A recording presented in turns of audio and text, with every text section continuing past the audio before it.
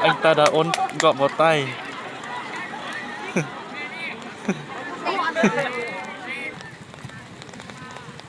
Treo đi.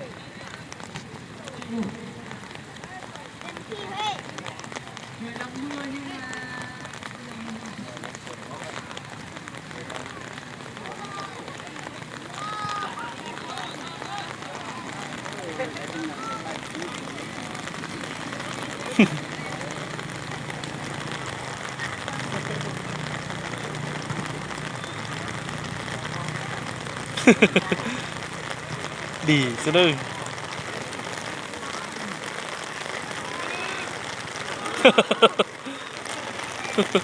Chuột tử sẽ lô. Kìa vị kìa vị.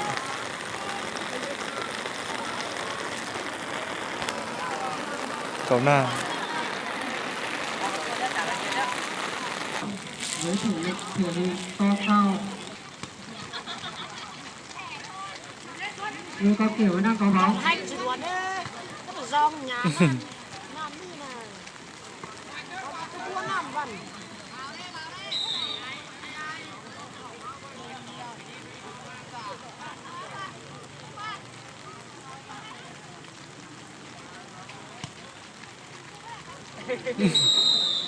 anh ta đã đẩy.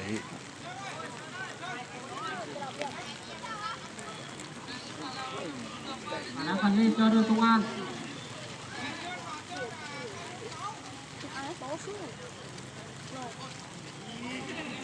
Ừ. Quản quyết là người thực hiện quả đá phạt này cho đội công an. Máy ủi sút. Sát xuống đi, kéo đi, mũi nhau có lắc này, sát vào đi. Anh sút bóng đi lâm can nhưng không có gì khó khăn cho hàng thủ của đội cao kiệu. Hay rồi. Ui dồi. Anh Tiên ném cho luồng chim thông qua đội số 6 của công an. Toàn anh tung ra khẩu sút rất nguy hiểm. Ô, chuột tử điếu. Trận đấu đang diễn ra rất nhanh.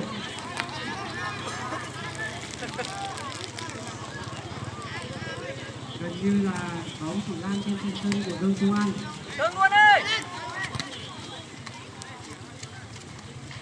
Đội công an có bóng. Số 3 anh làm gì? Anh đang đi bóng. Chuyền bóng cho số 8. Số 8 chuyền bóng cho số 3. Anh chưa được không? Anh chưa. Wow.